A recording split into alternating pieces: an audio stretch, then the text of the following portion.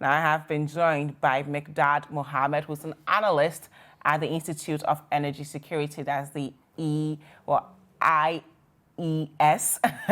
And we're also expecting Patrick Stevenson, who's head of research at Imani. Mikdad, good morning. Well, good morning. How are you? Great. Great. Yeah. How was your holiday? It was long and tiring. What did you do? I'm Muslim. Okay. So, you know, the slaughtering and the sharing and, of course, the Eating. chewing. And Which was more difficult, the chewing or the work. slaughtering? The work, actually. You know, you have to, it's time to get in touch with family. You join the work, the slaughtering, the skinning, then you share the meat and you run errands as well. You know, those are some of the few times you get to be at home and feel at home. Yeah. So it was a wonderful holiday. I enjoyed every bit of it. That's good. Well, we're glad to have you back. What a working day. Thank you. Thank you. It's my pleasure to be here. Thank you. Yeah. We'll take a look at our first story here, and I'm reading it from page 16 of the Ghanaian Times. And again, if you want us to hear from you, use the hashtag Breakfast Daily, and the WhatsApp line 0550585832, and I promise to read your contributions to the conversation. Car power ship shuts down temporarily, set sail to Sekandi. So the Karedenis power ship Osman Khan, which adds 450 megawatts of power to the national grid, has shut down temporarily for about 17 days. So the move is important to save the country cost of using fossil fuel to generate thermal power from its base at the Tema Fishing Harbor. So the corporate communication specialist at Car Power, Ms. Sandra Amakwe, explained that the car power would be off the grid from today to prepare for relocation to the Western region.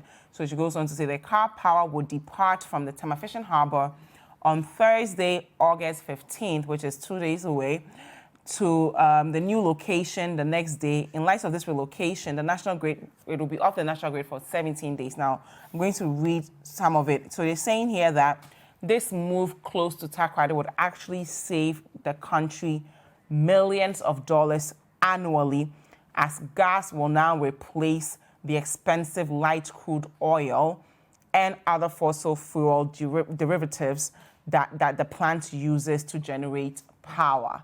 And the relocation also cut costs again from transporting the gas from the regulatory and marketing station of Ghana National Gas Company in the Shama district via the West Africa gas pipeline to Tema in the southern east part of the country. So we've been talking about how expensive our energy sector is, and it seems as though this is a great move for us to not only utilize our gas, but also cut costs within the energy sector. So provide some background for us. Is this a big deal for us, and how do we repeat this in future as far as cutting costs? It's a very positive development. We had been expecting this to happen around last year, July 2018. The news was floated around, we're relocating it, the expectations, including the fact that PURC was made to factor that into their tariff plans, because when the car power ship moves from the eastern enclave to the western enclave, it will mean that it will no longer be running. The story said it was running on liquefied natural gas. It's actual HFO, heavy fuel oil. Heavy fuel oil. Okay. It's also a derivative fueling means. Okay. And government currently is spending about $9 million a month to buy heavy fuel oil when it is cheaper for any power plant to run on gas. Okay. And it even makes us wonder why we chose to site the car power ship away from the natural gas source. Yeah. As if we anticipated that we were making some investments in our gas infrastructure at the offshore Cape 3 points. Yeah. We knew that in a year or two we will have gas to spare. And currently the power plant will need about 90 million standard cubic feet when we have about 180 million at OCTP in the western region. So we had thought that it didn't make sense initially that the car power ship will have been brought here with this 17-day wait and all of that.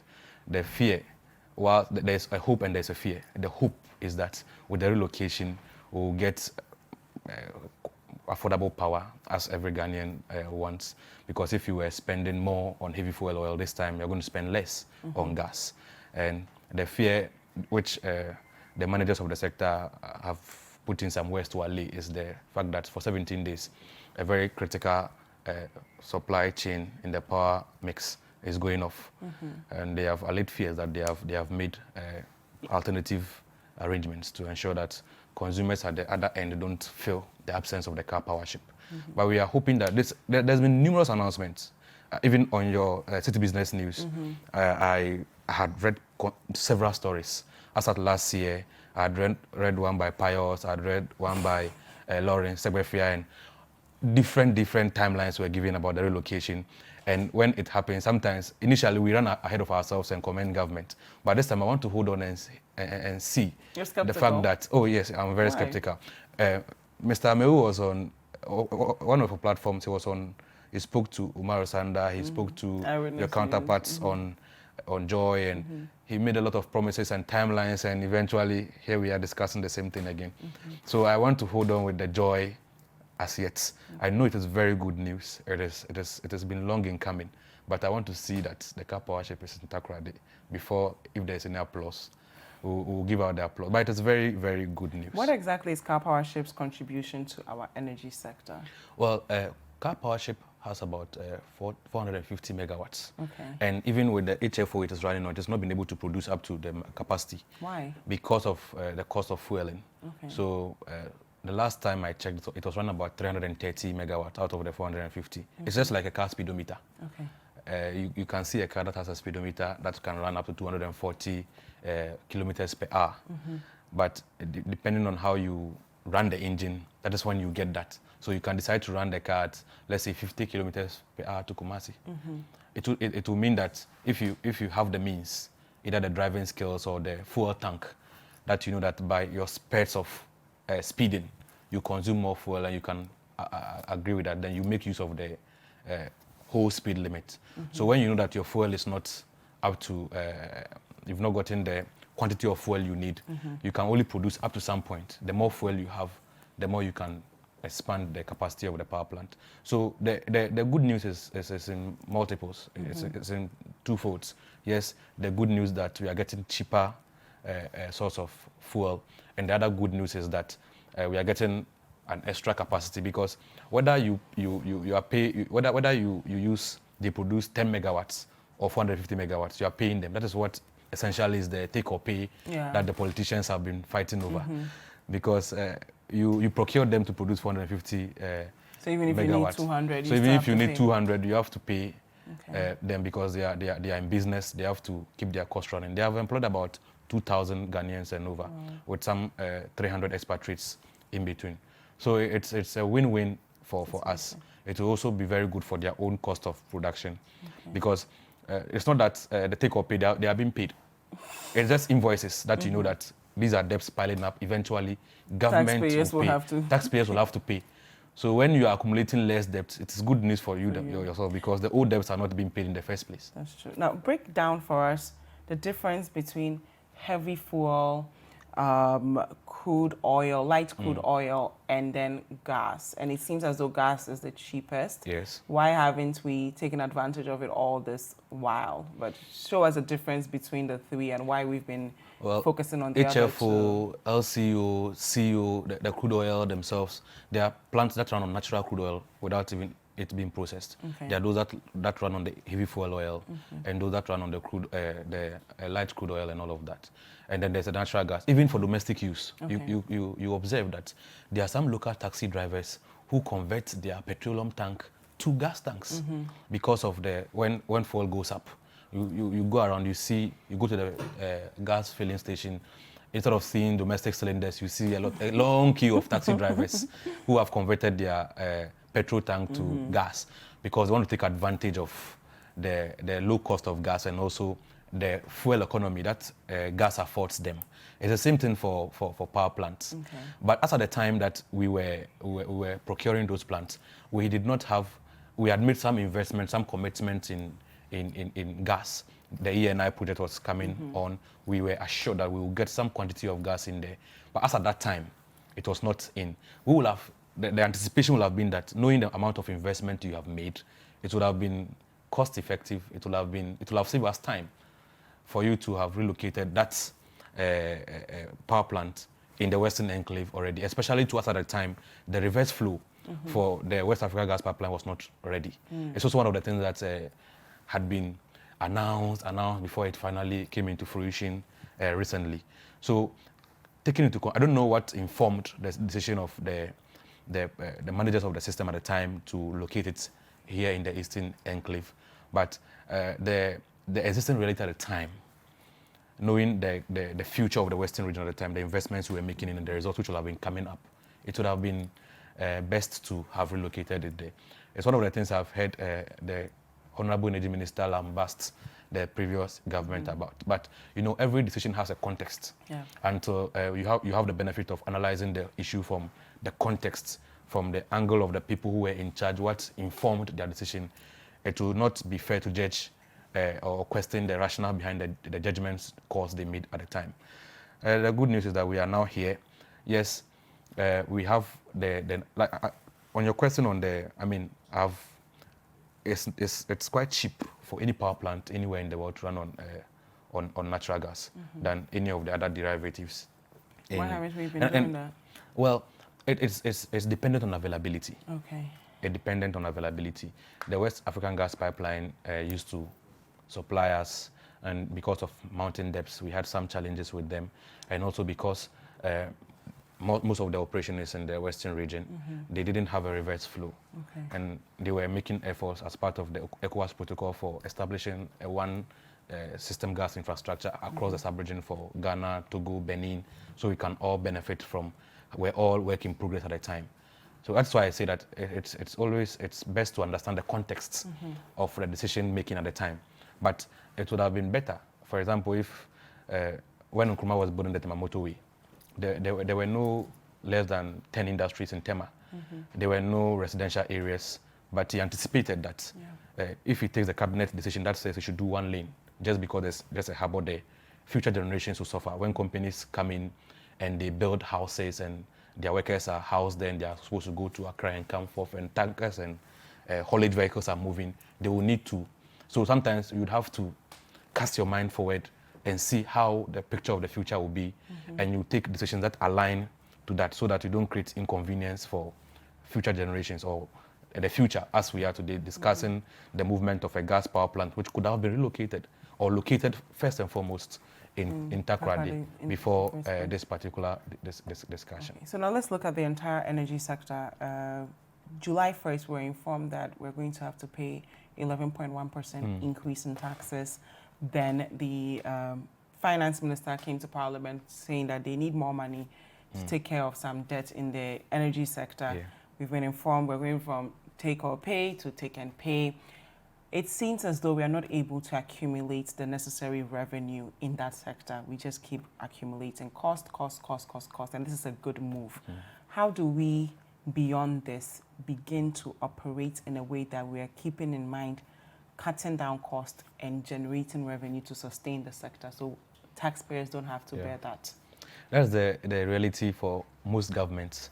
The fact that you campaign in poetry, but you have to govern in prose. So you tell the people that when you elect me, I'm going to cut down cost of power. Someone is not doing his work well. Power is more expensive than rent and all of that. But you come in, and to the credit of government, there are a few politicians who do that. Okay. When they make promises and they come, no matter the painful reality of the implementation, they want to implement it, get the applause, and saddle future generations with a headache. But for the credit of this government, yes, we promised lower power. In fact, when they came in the first year, we were against it. Yeah. My institute, IES, we were against the reduction in the cost of power, because the reality at the time in the industry did not call for it. The politician was hell-bent on implementing a promise he had made. So power was cut down for residential users and industrial users, 18% to 20% band and all of that. And what that cost the industry is that for just the 2018 power year alone, the fresh debts for ECG, this is not part of the legacy debts. These are fresh debts that came on the books of ECG, 2.2 billion Ghana cedis. Wow. Because the politician says, no, I have to implement this promise. And that is why I say, to the credit of the politician, after doing that, they see that this is what it is costing the system. They can't sustain it is causing a chain of debts. ECG is not able to pay its debts to the IPPs and even to Gridco, the transmission infrastructure player in there. So there's a need for us to go back and undo what we did to bring the system back to shape. And that is what you saw with the announcement in increase in tariff. And even that, the power players were asking for over 35% increment. Wow. But the PURC haggled with them, and of course with the government at play. Government being a government which is voted by people and on a political party ticket. So eventually, you would have to balance. You have to dance between improving the bad books of the power players and also impressing the Ghanaian people who will vote for you after every 4 years. That is the 11.17 compromise you saw. It's a compromise. And going forward, I don't see the cost of power coming down. Why? And this, I mean, we're doing things like moving this car powership elsewhere to cut yeah, costs. what it will do is just to balance things around. Okay. It will cut down the amount of at which we are accumulating debts. And we have said that when we are making efforts to pay old debts, if you look at the fuel prices we pay, the cost of electricity, we pay some energy debt recovery levies in them. That is what government increased in the last mid-year budget. So we are paying for old debts that people use for power between 92 and 2015. We are paying for that debt. Would it be sustainable for us to be paying for old debts while we, in our own state, are running and jogging and accumulating new debts for some future generation to pay? That will not be sustainable. Yeah. So we must, there was the need for us to link our debt payment with a reduction at the pace at which we accumulate new debts, so that it doesn't become like 2 steps forward, then 10 steps backwards, because you have paid old debts. By the time you are done paying the old debts, 2015 to let's say 2030, and new debt has come, and those who are born after 2030 are supposed to also pay a different version of the energy debt recovery levy to pay for the debts that we incurred after we had paid for some who used power in 92, 2015. It will just be a continuous rolling over of debt, and we cannot extricate ourselves. So the cost of power, it's something that the government had to go that way. For example, in 2018, because of the reduction in power, ECG was forced to buy the power at 59 cents per kilowatt per hour. And then because of the reduction, what was the original? Okay. They were selling it to us as residential users in our homes and as industries at about 42 cents per kilowatt per hour. So for every single transaction, they were losing about 17 cents per kilowatt per hour. And when you put that aside, they are also transacting the business in dollars. In 2018, the dollar gave the city some very real knocks. We saw it in the movement of fuel prices. We saw it in the complaints from the ports, those who were complaining about their benchmark values and all of that. And then we saw it in the power sector, in the nature of the debts. The 2.2 billion debt is not only because of the reduction, it's also because of the forex, the play of forex. You go and buy the power in dollars, you come and sell it in cedis, and you lose. Then the third factor also being the lack of the means of collecting revenues, which is year on year, ECG has been losing about 23% of their revenue to illegal connection, to transmission losses, and all of that. So all of that came together to compound our woes, which is what prompted the government to now go back and eat a humble pie. Okay, but now we've talked about car powership, we've talked about even people contributing to us making losses, but then people within the industry are also saying that there are some loopholes. People are still using some machineries that are not the best. So we should clean all of that up so that we know that the production is sufficient. It's one thing to say cost is increasing because of, like you're saying, currency issues or people are not paid. And another thing to say, even producing the power alone, the process, there's something wrong with it. Why don't we fix that instead of always transferring the cost onto the taxpayer? It's one of the reasons why the PDS concession came up. The US government, after the first compact, which was addressing poverty, which was addressing the movement of food from our hinterlands to the mainlands, that is why they worked on this N1 George Bush Highway, because it was affecting those who were coming from the central region and western regions, who were bringing, commuting with food to the capital and all of that. So after a good job over that place, they realized that one of the ways through which they can touch the lives of people is by making sure that we get quality power at a reduced cost. And that came with the idea of privatization. But before I even go there, let me look at this issue of gadgets. You know, government has done some work. And for me, I don't want to hear some of these recommendations from people who have been managers of the power sector before. If you have had a chance to be a minister of power or minister of petroleum, or a deputy minister of petroleum, first you must tell us what you did when you had a chance before you tell us what someone is doing wrong. We have had instances where people wax all the brilliant ideas from the bench. When you give them the jersey number 10, give them the captain band, they come to the field, all they do is jump around and then just be getting offsides. When they are substituted and they go and sit on the bench, they want to stand by Coach Kusia PSI side and be, hey, you move here. That's what is basically happening.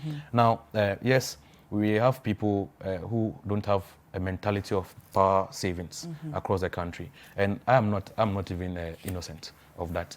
When Ghanaians are buying gadgets, they prefer the second-hand gadgets. They don't know the consumption at stake and all of that. During the Kufuor administration, I remember one of the things they did very well during the power crisis at the time was to educate people. And when you're buying freezers, when you're buying bulbs, they bought energy-saving bulbs and all of that. So people are aware. So increasingly, you saw the country change from yellow lights, these yellow bulbs with 100 watts written on them, colored white and red, I remember, and to now the whites with labels that indicated that this, when you use this one, you are helping the country save some energy. We have to but go after for some time, we are back to where we began from. Okay, and on that note, we'll go for a quick break. Thank you so much for staying with us. This is Breakfast Daily on City TV. If you have any questions about the topics we're discussing, of course, we're talking about car power, right? So the car power ship has shut down temporarily for 17 days. They are moving to Takoradi. If you have any contributions to the conversation, want to hear it, with the hashtag Breakfast Daily, and the WhatsApp line is 0550-585-832. Up next, we're going to look at the 2018 Auditor General Report. Some people have been doing things they are not supposed to do, and they will be punished for it. Don't go anywhere. We'll be right back. Welcome back. This is Breakfast Daily on CCTV. Thank you so much for staying with us. And I still have with me here Mikdad Mohammed, who's an analyst at the Institute of Energy Security. Before the break, we were talking about car power ship temporarily shutting down for 17 days to move to Takoradi. We're going to now move on to the 2018 Auditor General Report. Some people are doing things they are not supposed to do, and we'll take a look at that. So I'm starting with a story here on page 16 of the daily graphic, and it says irregularities in school feeding program. So the 2018 Auditor General's report has revealed several financial irregularities that have led to huge financial losses to the state in the running of the Ghana school feeding program, with 81 metropolitan, municipal, and district assemblies and the management of the program blamed for the mismanagement. Now we're going to break it down so you understand what's going on. So we have bloated enrollment figures, we have duplication of schools, and payments of grants to non-existing caterers from the year 2017 to 2018. Now, these losses are actually running into the millions of cedis. And we're going to read here, the report actually accuses 81 MMDAs of declaring only 194,380 Ghana cedis from an amount of over 1 million Ghana cedis purportedly realized from the sale of 21,880 application forms. So of the budgeted 1 million Ghana cedis, they actually can only account for 194,383. That's not all. So an amount of over 899,000 Ghana cedis has been unaccounted for. Now, beyond that, the report also cited the management of Ghana school feeding program to have made unsubstantiated payment amounting to 1,010,000 Ghana cedis, so 1.10 million Ghana cedis. So we're going to look at this. Exactly how are these people able to do this, getting monies and not accounting for it, and what we need to do to fix this, because we are constantly complaining about not having enough internally generated revenue. Meanwhile, people are mismanaging the process of procuring certain things. So I have also been joined by Duke Mensah Opoku, who is our parliamentary correspondent and host of Press Conference on City TV. Duke, please provide some light to the story for us as far as irregularities in the school feeding program and the Auditor General report that has just come out. Well, so the Auditor General is mandated by law to look into the accounts of various public institutions across the country, various ministries, departments, and agencies, MMDAs, and that includes the Ghana School Feeding Program, and also the GRA. That's the customs. That's the other story, which is also related to this. So it's as part of the work that they do every year, which they present the report and the results, the audit report, to the Public Accounts Committee of Parliament to further scrutinize and make other recommendations. So it is out of their work that they're doing for 2018 that this issue regarding the Ghana School Feeding Program has come up. For me, I look at it in two ways. First, it's sad that a program that was instituted to ensure that there is a boost in school enrollment because of the fact that a lot of people were not going to school, or a lot of, kids of school-going age were not in school because of feeding issues. Government instituted this program. And over the years, it's sad how it has been run down to the level where even the quality of food that is eating, that is served to be eaten by these school kids, leaves much to be desired. On this front, I think that the Public Accounts Committee, they've promised, or they've said that they are going to deal with the issues.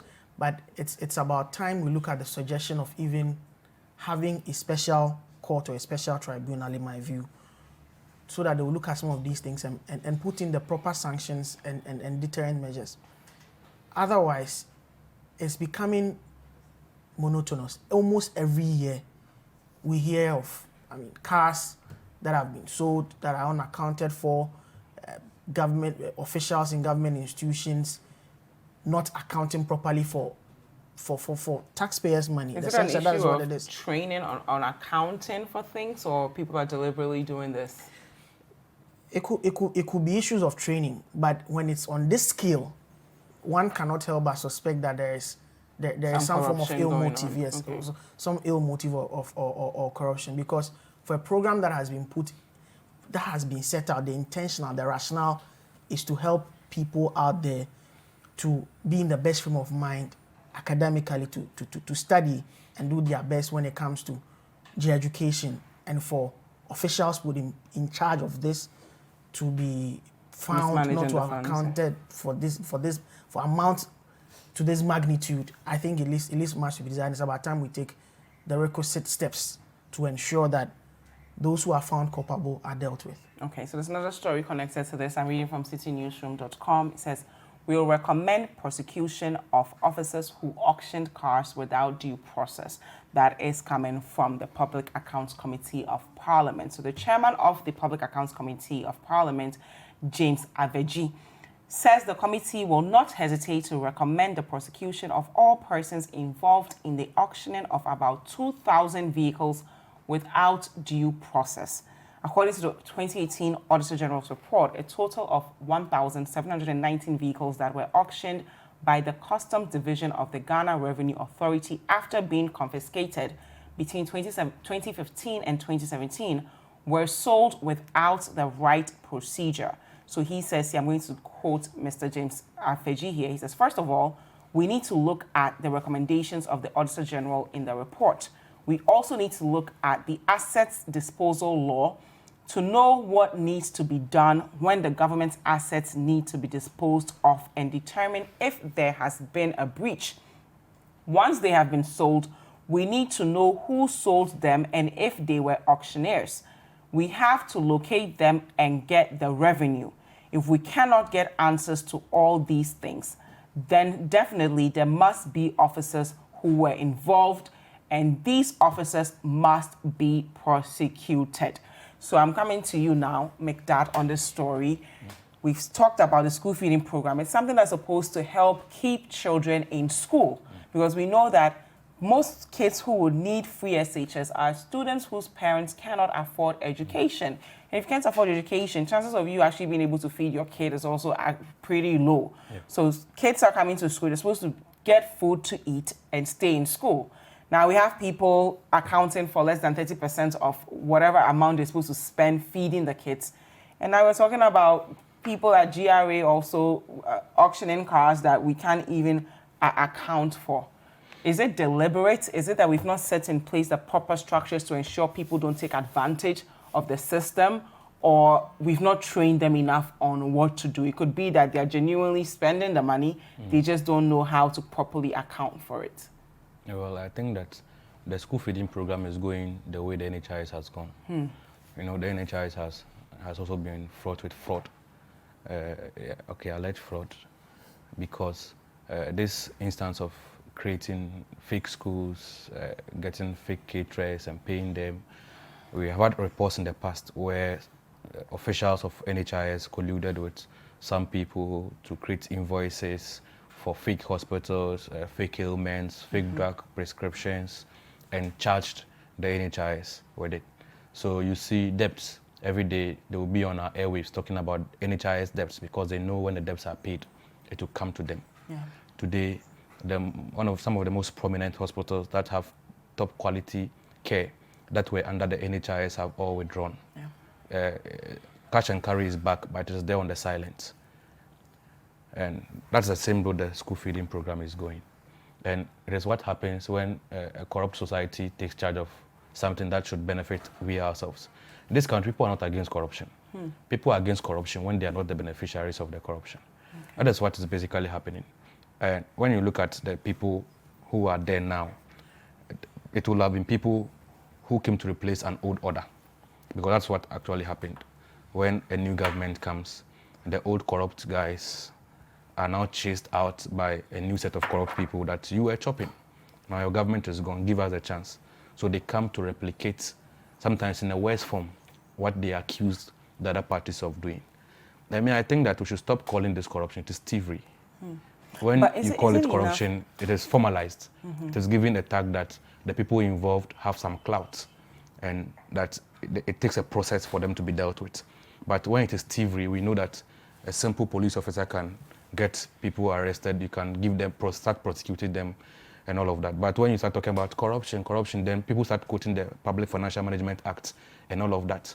That is not how we should be dealing with these matters. I don't know how different I'll be, but I think I've seen so terrible news that I will not go down this path.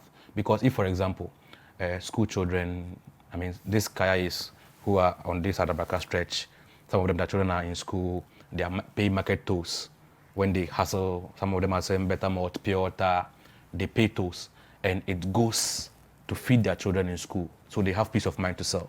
And someone creates fake schools, fake pupils, fake distributors, fake food vendors, and then takes the money. You think that even God will be asleep on these matters.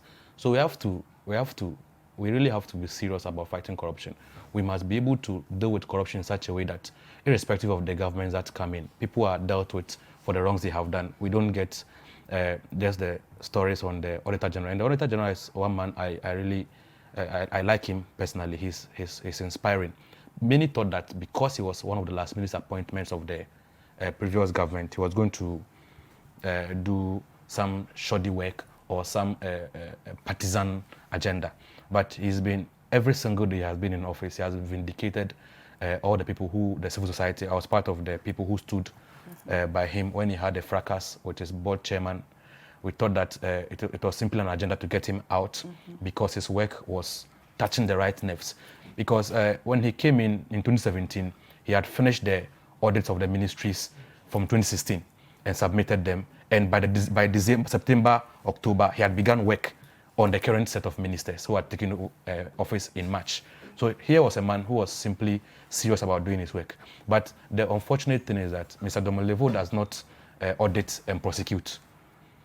Recently, I've heard him also make a suggestion that we should make internal audit departments independent of the agencies they are working in to enhance transparency and all of that. I've heard this and read texts of his speeches at the auditors, international auditors conferences, where he spoke from his heart about the problems he has had to face in his office and all of that. And I think here is just a good man. All he needs is the support. You know, when there's support in the form of prosecution, where auditors know that the rot and the corruption and thievery they are uncovering will not just end up on the desk at the Public Accounts Committee to be discussed and make headlines that will generate comments and outrage temporarily for them to do the same work next year, and the process continues. When they know that that's not going to be the case, there's going to be some real punishment for people who are caught in this. They will be motivated to do to do the work, because they know that the trickle-down effect of their work is that lives will be touched. And if there are resources to be expended to change some school kid's life who will be hopeful to rise up, they will make a difference. Me, for example, I attended the Saito, the RRG Islamic School at Wejiri in Sawam. And at that time, there was no school feeding program. There were just these Arab NGOs who come around and sew school uniforms for the school people. And it was motivation enough. People want to excel because when they come, they want to look at first 20, and then they'll look at someone who is in class, who is not doing well, who is not academically good, but is forcing. Then it was a motivation. So for many people, the food is a motivation for them to come to school. And you never know where the next brilliant Nkrumah or Buzia or Dankwa will come from. If we continue this way, it's becoming generally impossible for us to have the grass to grace stories where people can come out of extraordinary difficulty to rise to the highest potential. But when we are able to solve some of these mess and we make the system very credible and merit-based, and what is supposed to be done is done, the children are in there, we can have a situation where, irrespective of where a child is, no matter the corner of the country is in, the systems are working and the child can grow and develop his or her potential, that before you realize, when the child tells a story, it will be too remarkable to be a Ghanaian story. Thank you very much. Now, Duke, beyond the Auditor General coming out with a report, are there preventive measures we can set in place to ensure that even if someone is tempted to cheat the system, they won't be able to? Like, how can you have non-existing caterers and you are able to get away with it? Now we are finding out that you've gotten away with it. Is there a way we can take a look at our ecosystem and say, if someone attempts to do this, these are the things that are going to be in the way to prevent them from even accessing these funds to begin with? It's an issue of ethics, first of all. Okay. For someone to be presented with the opportunity to, as it were, pilfer state funds, for him to decide not to do what is wrong by his conscience and by his thinking. But apart from that too, apart from the issue of ethics, that's got to do with an individual decision or an individual choice, whether to do what is right or what is wrong. Mm-hmm. The issue of having strong systems is also very, very important, because for this to have happened over a long period of time and for it to take the Auditor General, after doing work, to be able to discover that, means that there is a certain loophole in the system over that period, which nobody, whether by sheer lack of a presence of mind or by sheer collusion, has decided to allow that to fester to get to this point. To deal with that, maybe we can go to the suggestion that the Auditor General is making about having independent internal audit units, who then do not report to the management of the companies mm-hmm. or the firms or the institutions that they are actually working with, but would rather report to the Auditor General directly, so that some of these things can be nipped in the bud or detected as quickly as possible, so that preventive measures can be taken to prevent the country losing this huge sum of money in the case of the school feeding program. With the issue of the GRA, I think it's very surprising, very, very surprising, because the GRA over the years have struggled to meet their targets in terms of revenue generation. They struggled to meet that. Yeah. And over the past, I don't remember the last time the GRA was able to meet its target in terms of domestic revenue, mm-hmm. which is what we need to fund a lot of these government programs and all of these social intervention programs. So for issues which has got to do with auction cars or cars that, if the right amount or right taxes or even the right amounts are realized from these, it can go into fund the various programs that every citizen of the country wants to enjoy. And GRA officials collude on that matter. I think that is an issue of pure criminality, and it should be dealt with on that.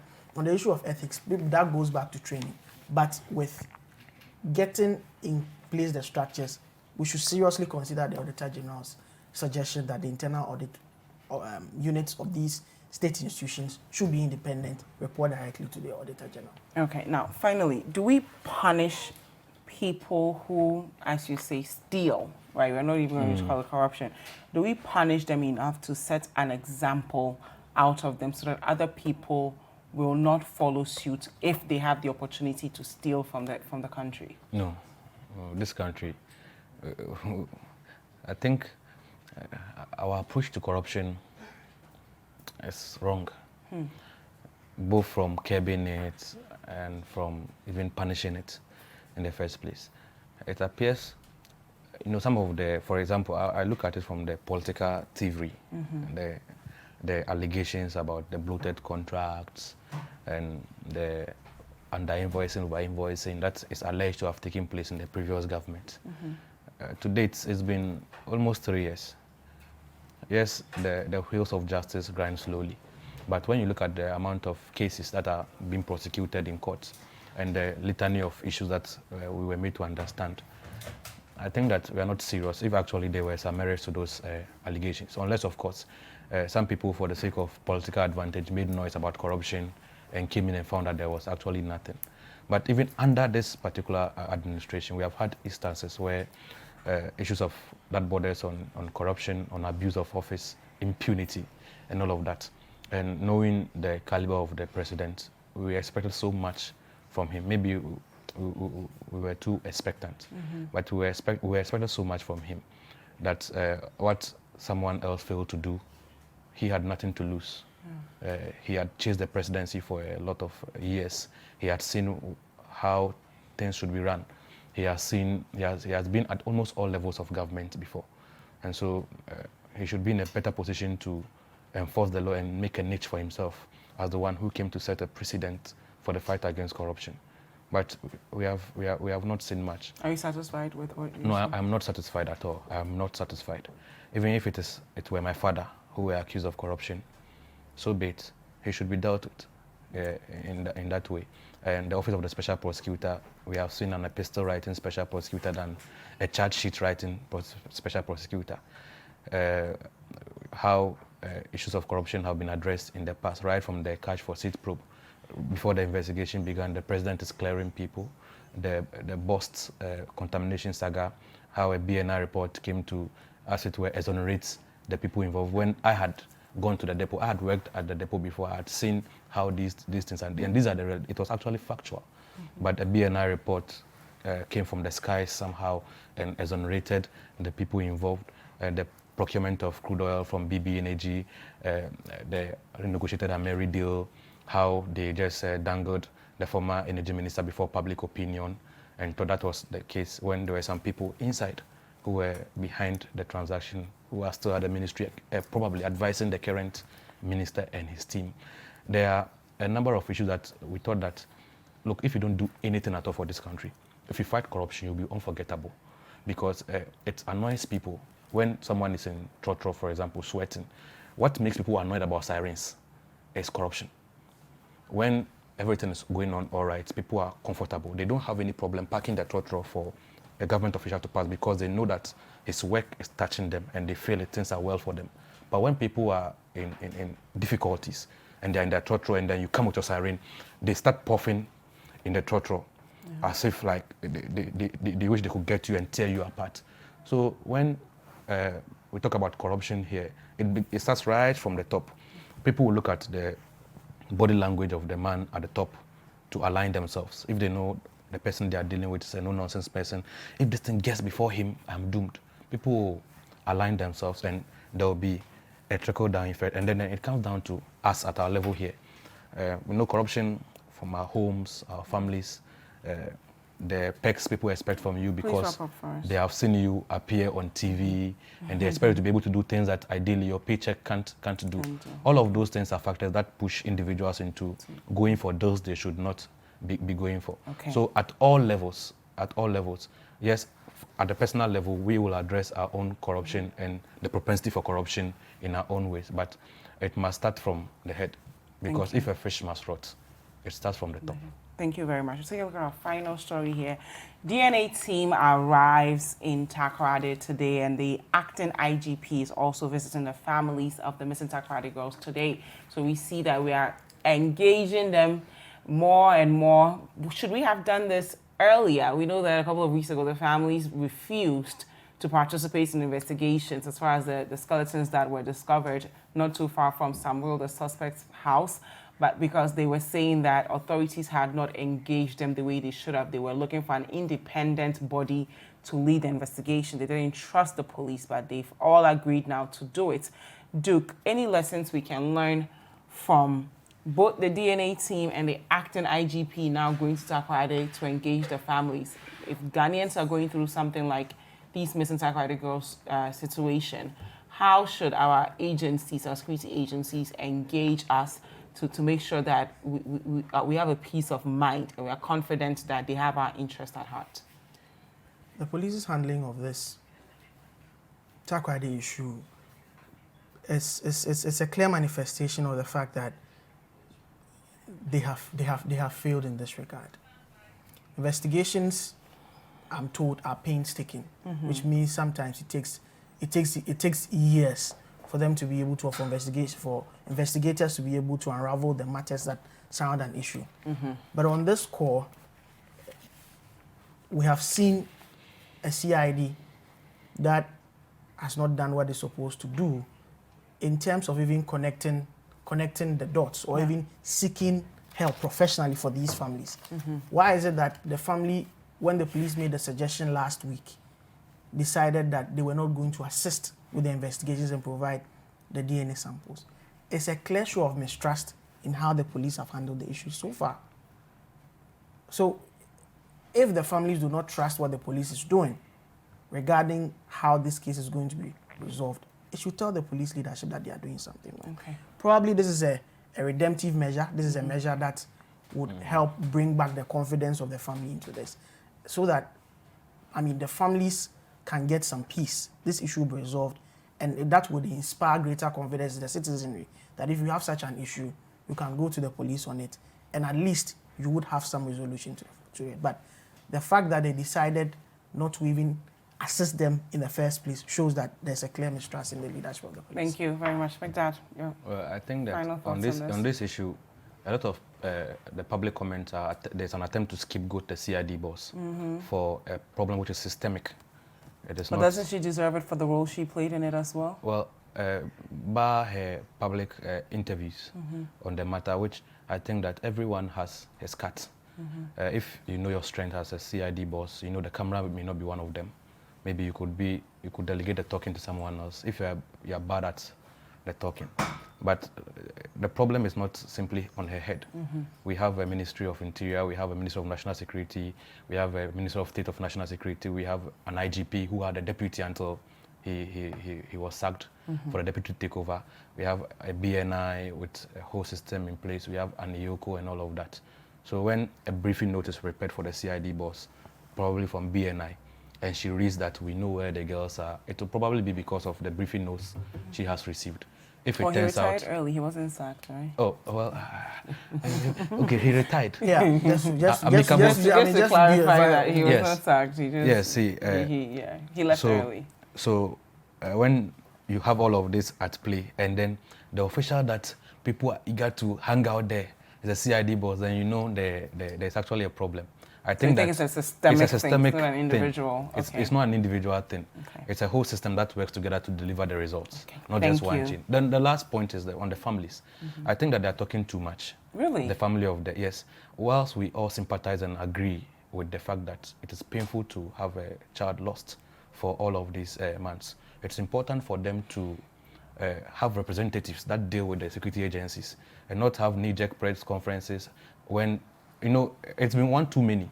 Okay. They have been all out there too many times. If you can have representatives that will be dealing with the agencies. But the agencies were initially not engaging them the way they wanted, so the only way they could get their attention was through the media.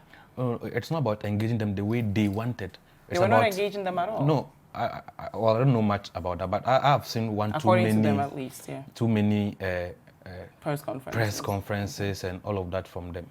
And that is why I say that the best will have been for the families to have representatives who meet with the security agencies and they brief the family.